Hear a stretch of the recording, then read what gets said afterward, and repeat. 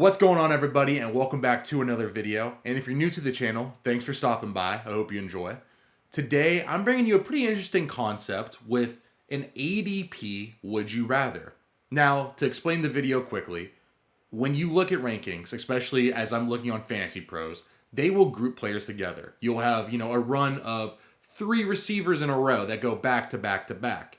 When it comes time for you to take your pick, and you have 3 of those receivers available, you have to know which one you want. Which would I rather have? And that's exactly what we're going to do today. We're going to find some groupings of players, and we're going to really break it down and discuss who we would rather have. So the first players that I want to talk about are going to be Garrett Wilson and Amon-Ra St. Brown. They're the cover athletes. They're the thumbnail of this video. I'm hoping that's why you clicked on it. They're going basically back to back. They have one player in between them at wide receiver 9, wide receiver 10, 20th pick, and 22nd overall. I think this one really comes down to what you're looking for in terms of safety versus upside, risk versus reward. If you are in the draft and you're 20th pick overall, that's basically near the back end of the second round, mid to end of the second round. Say you went, early first round, you went with Jamar Chase at pick number 5. And you come back and you went, okay, I need to get another receiver and I want to play it safe. Amon-Ra St. Brown is your guy for that. He is the slot weapon. He's basically Keenan Allen reincarnated. He plays with a quarterback who isn't really special in Jared Goff. People like Jared Goff. He's okay. He's a starter, but he's not special, right? He's not going to throw up 40-yard bombs left and right, and that's not the player Amon-Ra St. Brown is out of the slot. Last year had a good season. 100 catches, 1,100 yards, 5 touchdowns. I think that's kind of where he's going to sit for, that's kind of what he is. Unless he gets peppered with targets, I think that's what he is. But now let's flip it. Maybe you're in the second round and you went running back in the first round and you went, dude, I need someone who can be a legit wide receiver 1 option for me. Amon-Ra St. Brown's cool, but he's not going to have a lot of boom weeks. I want the high upside.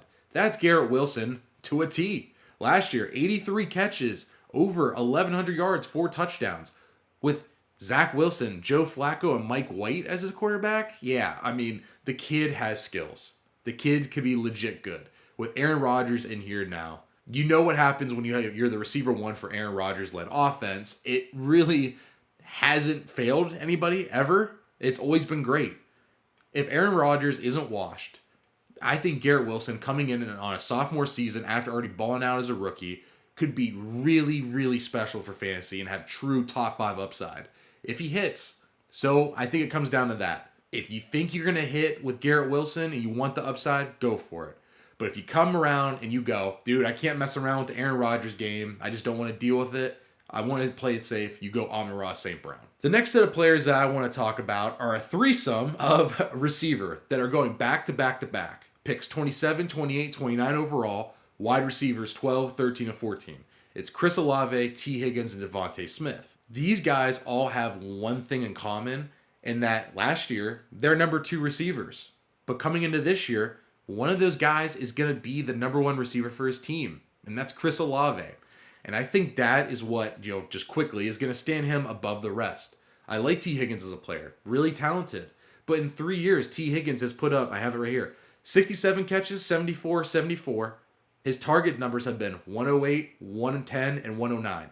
So you're pretty much locked into this guy who's going to get 1,100 to 1,000 receiving yards, 6 to 8 touchdowns, and he's going to have some good weeks with some bad weeks. He has Jamar Chase, who's a stud elite wide receiver 1. And same thing with Devonta Smith, who had a really great year last year. But A.J. Brown's the number 1 there. A.J. Brown is the guy. He's legit an elite receiver. So when you take those 2 guys out of the equation, you leave Chris Olave, who had a good rookie season with Andy Dalton, Jameis Winston, and whoever else, right? It comes down to that guy might have the job to himself. And the fact that he's going with all these wide receiver 2s, where you might have someone who has Derek Carr, who I don't love as a quarterback, but has made, wide receiver 1 weapons before with Amari Cooper for years. Michael Crabtree had years. Devontae Adams last year was really great. Chris Olave has a chance to rise above the rest. So I think when you look at the 3 guys here, all solid options, but I think Olave possesses something the other guys don't, and that's true wide receiver 1 upside. So here, I'd probably go Chris Olave. And the last group that I want to talk about, and I'm sure I'll do another video like this because there's so many, groupings of players left and right on the fantasy rankings. It's my late RB2s. It's a grouping of 4. And these guys are essentially going back to back to back to back. There's Deebo Samuel wedged in between. But it's J.K. Dobbins, 41st overall, RB18. Miles Sanders going as RB19. Dameon Pierce, RB20. And Cam Akers, RB21. So these guys all have their warts. So let's break it down guy by guy and let's see who we'd really want to select here as my late RB2. J.K. Dobbins is first on the list, and the upside is there. The guy's really talented, but coming off an ACL tear. And last year, for as good as he was at times, he kind of looked like he couldn't be a full-time player. He was constantly in and out of the lineup. Seemed like he wasn't 100% at times. There's viral clips of him limping off the field or breaking a big run, and it's like, oh, that guy doesn't know how to run. And I like J.K. Dobbins. But as RB18 and maybe your RB2, you're going to have really inconsistent weeks. And that's the case for pretty much all RB2s. But the fact that J.K. Dobbins hopefully is recovered from his ACL injury, hopefully gets the bulk of the carries in that backfield with Gus Edwards also being there, and Lamar Jackson splitting it basically 3 ways. I like J.K. Dobbins. I've been a fan of his for a long time, but that gives me real pause. Then let's move on to Miles Sanders. Next, at 42 overall, RB19. Miles Sanders, really great year last year with the Eagles. But what I don't like is the fact that Philly, after having this, big year where they went to the Super Bowl, I mean, they literally went to the Super Bowl. He was their leading rusher, was awesome for fantasy, awesome in real life, and then they said, nah, we're good, man. We'll let you go. It's been real. I just don't think that means, what does that say about his talent? I'm kind of worried that he's actually just not that good. I didn't think he was that great before last year, playing for Philly for, 4 or 5 seasons. I don't know. I think that says a lot about his talent. Sure, that's a price tag issue, but I don't know. Don't you think you want to run it back with the guy who got you to the Super Bowl, Miles Sanders, a proven running back, and now they really didn't do anything to replace him? They got Rashad Penny, who can't stay healthy, and DeAndre Swift, who I really like. I think he's really great, but also can't stay healthy. You went and replaced him with these guys, and you went, nah, we're good. See you, Miles Sanders. And now he's going to play on a Panthers team where you have a rookie quarterback with really no outside weapons on a team that just seems like it's going to be a complete dumpster fire. I don't know. Miles Sanders kind of scares me there.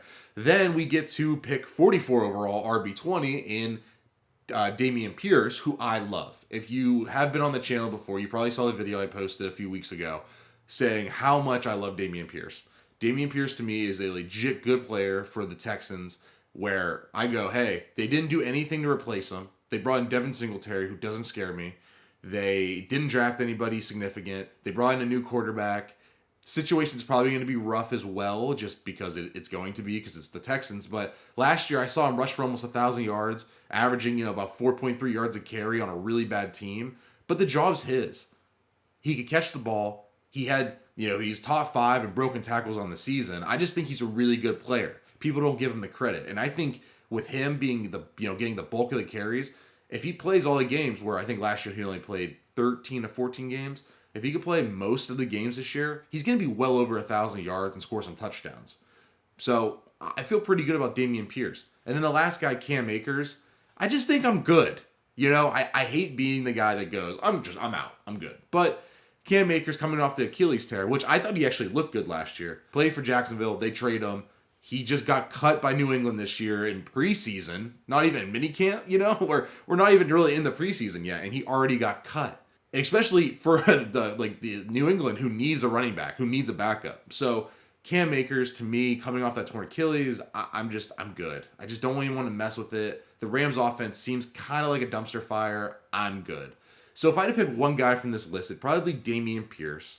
And if I had to go in order, I'd probably go Dameon Pierce, J.K. Dobbins, Miles Sanders, Cam Akers. If you're looking for someone who is going to for sure get all the carries and is going to probably be hit or miss every week, I'm okay with, I still think Dameon Pierce is the guy, but Miles Sanders would probably be 2 on that list for me. But if you're looking for more of a boom upside guy, I think it's J.K. Dobbins because he's actually legit talented. If he comes off the torn ACL and he bounces back and has a year or 2 like Saquon Barkley did, I think J.K. Dobbins can be a legit league winner because he's that special of a talent. I believed in him 2 years ago. I believed in him last year too, and he had good games. And I still believe in him for this year as well. All right. And those were my ADP Would You Rather. If you liked the video, leave a like down below and subscribe to the channel for more content. There'll be tons coming over the summer.